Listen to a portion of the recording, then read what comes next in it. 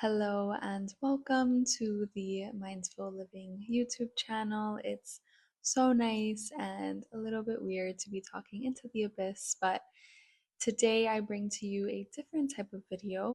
Today we're talking about an Ayurvedic morning routine, 5 simple things that you can add into your morning routine to help you feel grounded and help you take on the day lessening anxiety, lessening stress, and allowing you to be more present, to show up more fully throughout your days, even if that means just being present. It doesn't have to be some grand difference, although it might be that too.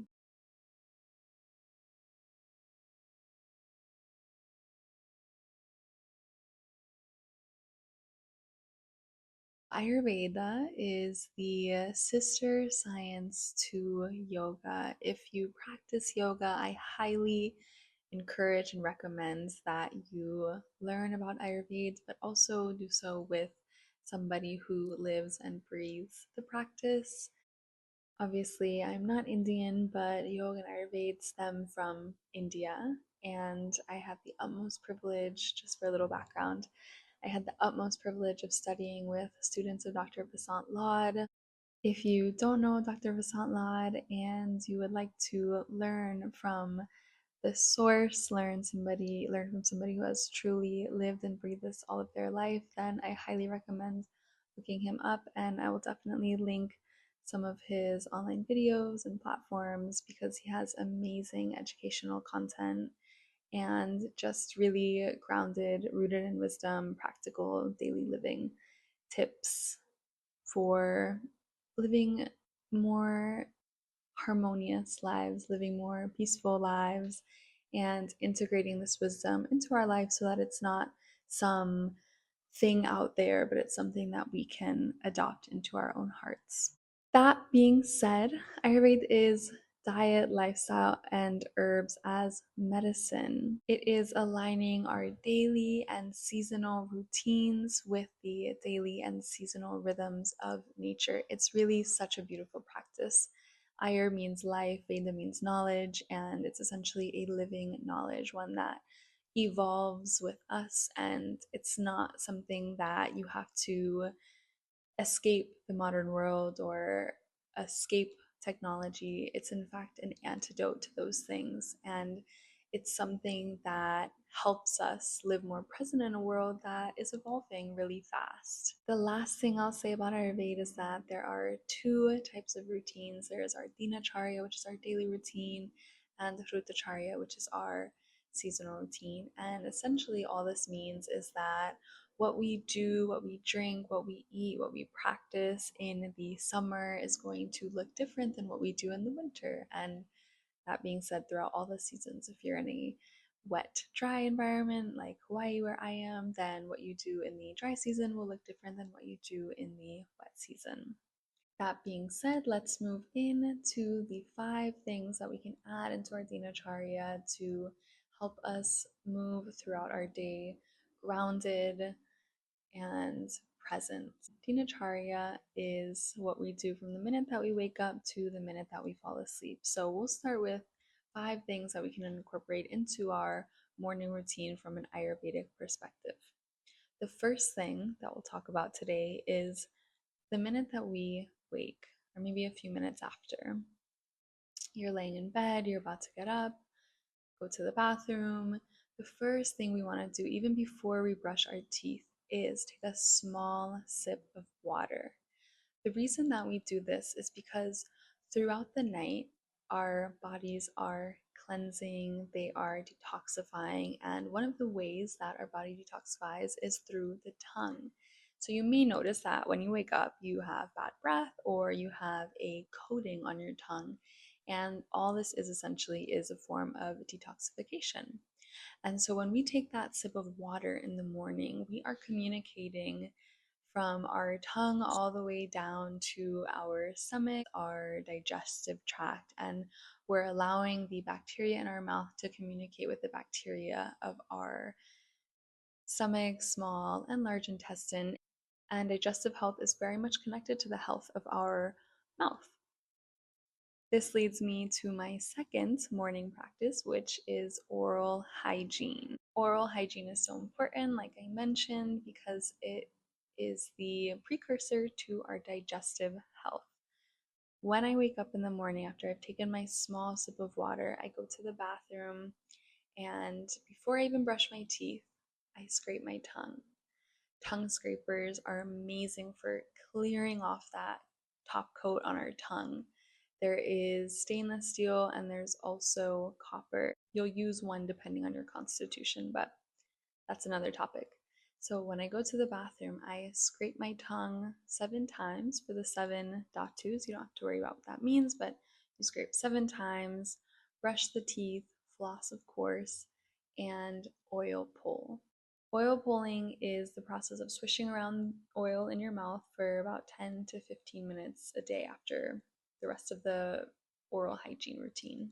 Generally speaking, coconut oil is used to oil pull because it has these antimicrobial and antifungal properties that help to protect the mouth from food particles that may get stuck, bacteria, and any other things that may be going on in the mouth that can contribute to things like bad breath or just poor oral hygiene.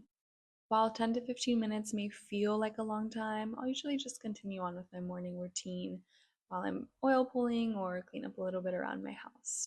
Moving on to our third morning practice, we've taken our first sip of water, gotten that communication between our mouth and our digestive system. We've taken care of our oral hygiene. Now what? Now we move to the kitchen and break fast. The first thing to break fast with in the morning is a warm cup of water with lime or lemon.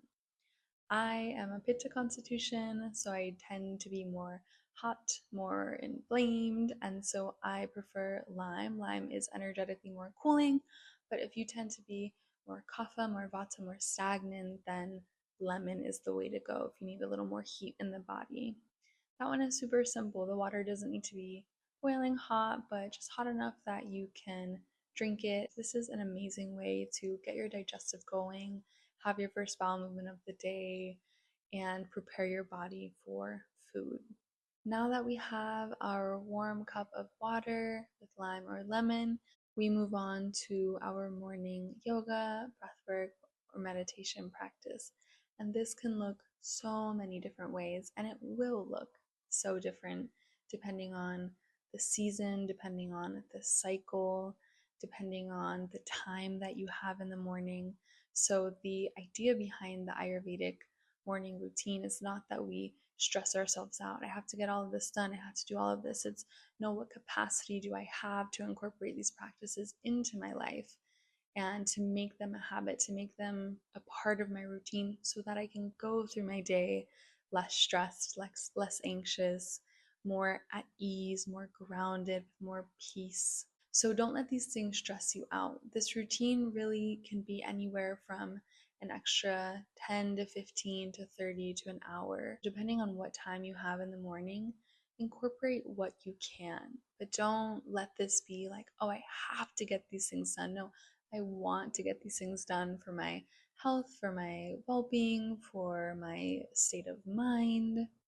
Yoga, meditation, breath work, those things will look different every day, but incorporate some form of movement into your morning, some form of connecting to your breath, connecting to the divine, whatever that looks like for you, connecting to this idea of devotion throughout our day to day. Now, I really have 6 practices in the morning that I wanted to include. I said 5, but I thought of another one. So I'll make it a little bonus. But after you've done some sort of morning movement, breath work, make yourself a mason jar of herbal tea. The reason I didn't know if I wanted to include this is because, again, there's so much to say about tea, and I'm happy to do another video about this. But if you have tea on hand, some sort of herbal tea, nettle, tulsi, hibiscus, rosehip, ginger, there's so many different teas you can make, but and depending on your constitution as well. But again, don't let this overwhelm you. If you have a tea on hand, there is a tea that somebody's told you about, recommended to you, If you don't know much about teas, that's okay. There's a wealth of knowledge online with me, books. There's so many different ways to learn about herbs. But the way that I recommend starting with herbs is picking 1 to 3 to 5 herbs that you can really build relationship with, get to know their energetics, their effects on your mental, physical, spiritual well-being. That was technically a bonus. So moving into number 5, the fifth tip for a well-rounded Ayurvedic Dinacharya is eating a nourishing breakfast. Not too heavy, not too sweet. Things like oats in the morning, warm oats. It's best to avoid cold foods in the morning just because we want to keep that digestive fire warm and stoke it like we would a fire. And so, again, that can be like something like warm oats. That can be, there's many things that you can really eat that's warm in the morning. But a protein-rich breakfast is really key if you tend to be more vata, or if you tend to be more anxious, if you have lower blood sugar throughout the day, or you notice that you have this afternoon slump. It's really key to get healthy fats, protein, and carbohydrates. Carbohydrates are our short term energy, protein is our moderate energy, and healthy fats are our long term energy that lasts long, keep giving energy throughout the day, and really help to avoid those afternoon slumps. So, those are 5 things that you can incorporate, 5, 6 things you can incorporate into your morning routine to help you move through the day more grounded, more at ease. If you have any tips from Ayurveda or from any source that you'd like to share, I'd love to hear about them in the comments. If you have any questions, if there's anything you'd like me to expand upon, I'd be so happy to. If you want any resources, Dr. Vasant Lad has some amazing textbooks on Ayurveda that go way, way more into depth than I could ever go here. But it has truly been a pleasure. If you enjoyed this video, feel free to like, comment, and subscribe. From my heart to yours, I look forward to seeing you in the next video.